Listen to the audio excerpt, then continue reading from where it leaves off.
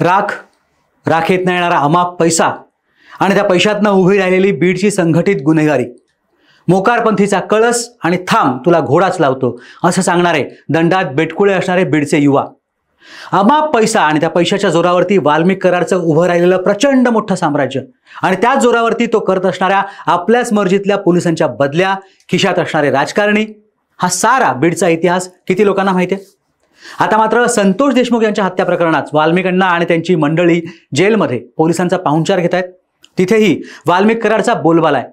तिथेही त्याला म्हणे फोन मिळतो आणि त्या फोनच्या जोरावरती तो तिकडे बसून अजूनही बीडची सत्ता हलवतो असं आजवर आपण ऐकत होतो. मात्र आता या साऱ्या ऐकवत असणाऱ्या गोष्टी खालसा झाल्या आहेत असं वाटतं ते बीडमध्ये झालेल्या एका क्रांतीनं. बीड परळी औष्णिक ऊर्जा केंद्रातील राख आता 18 निविदाधारक एजन्सीज उचलणार आहेत. बीड परळी औष्णिक ऊर्जा केंद्राच्या दाऊदपूर इथल्या बंधाऱ्यातनं राख उचलायला आता या निविदाधारक एजन्सीचे पोकलेन पोहोचल्यानं आता गेली कित्येक वर्ष या काळ्या सोन्यावरती आपलं साम्राज्य उभं करणाऱ्या वाल्मिक कराड आणि इतर छोट्या मोठ्या टोळ्यांचं धाबं दणाणलंय. आता हे काळं सोनं आणि त्यातनं मिळणारा अमाप पैसा थांबणार हेही आता त्यांना चांगलंच कळून चुकलंय. महत्वाचं म्हणजे वाल्मिक अण्णाची दहशत आता संपणार. म्हणजे आधीच वाल्मिक कराड जेलमध्ये आहे आणि त्याला शिक्षा होणार हे नक्की आहे. कराडने म्हणे आपल्याला सरपंच संतोष देशमुख खून आणि आवादाच्या खंडणीच्या आरोपातून मुक्त करावं असा अर्ज माननीय न्यायालयाला केला होता. त्यावरती न्यायालय आपलं म्हणणं मांडेलच. पण वाल्मिक कराड आता बाहेर येईल असं वाटत नाही. उलटपक्षी वाल्मिकांना काही वर्षांची शिक्षा भोगेल, कदाचित जन्मठेप होईल असं सध्या तरी वाटतंय. ते उज्ज्वल निकम संतोष देशमुखांची केस लढवत असल्यामुळे. ही एक बाजू संतोष देशमुखांना न्याय मिळवून देणारी आहे.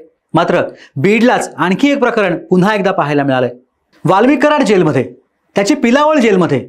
मात्र असं असूनही केज पोलीस ठाण्यात एक तक्रार दाखल झाली आहे आणि ती मात्र चक्रावणारी आहे. आवादा कंपनीचे सुरक्षा रक्षक आकाश जाधव यांनी ही तक्रार दाखल केली आहे. या तक्रारीत त्याने काय म्हटलंय ते पहा. ते म्हणतात की रात्री 11:15च्या सुमारास पवन ऊर्जा प्रकल्पात 14 लोक चालत आले. त्यांच्या खांद्यावरती गमछा होता, डोक्याला टोप्या होत्या. त्यातले काही हिंदी बोलत होते तर काही मराठी. त्याच वेळेस मी आणि अभिजित जाधव यांनी त्यांना हटकलं असता त्यातले 4 लोक आमच्या अंगावरती धावून आले. त्यांच्या हातात चाकू आणि लाकडी दांडे होते.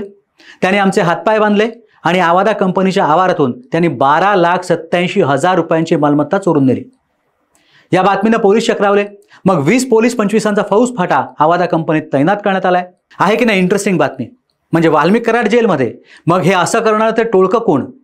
बरं, संतोष देशमुख हत्या प्रकरणाला जेमतेम 3 महिन्यांचा कालावधी उलटलेला.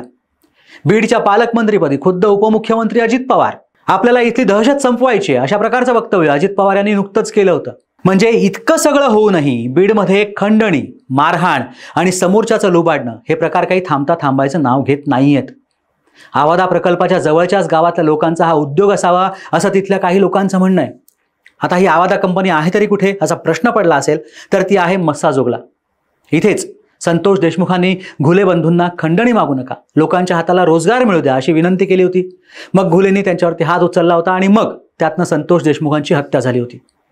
केज पोलिसांकडून अद्याप यावरती काही केल्याचं, काही ठोस पावलं उचलल्याचं ऐकिवात नाही. फक्त तपास सुरू आहे अशी बातमी कानावरती येते.